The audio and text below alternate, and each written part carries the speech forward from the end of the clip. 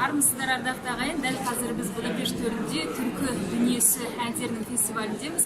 Қазақстан атынан Қызылорда облысының өнерпаздары келіп отыр. Ендеше керемет кештің көрермені бола алатын мүмкіндіктеріңіз бар.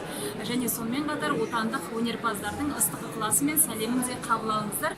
Түрксой халықаралық ұйымның бастамасымен ұйымдастырылған шараға Қазақстан, Түркия, Әзербайжаннан қатысушылар келді.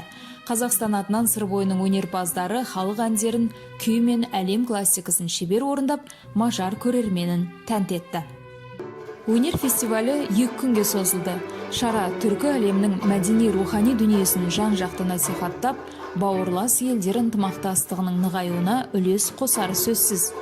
Осы орайда отандық өнерпазымыз Айноза Бегімсалова фестиваль туралы өз ойын былайша жеткізді. 20-дан астам өнерпаздар қазақ өнерін, әлемдік музыкаларды осы халыққа паш етіп жатырмыз.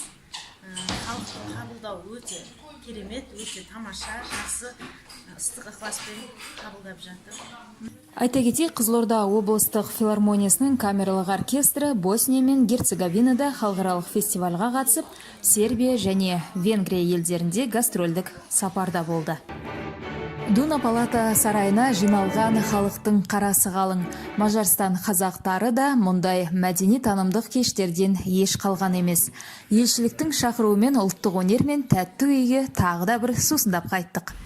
Жанар Мақсұтқызы, Будапешттен арнайы елден хабар бағдарламасы үшін.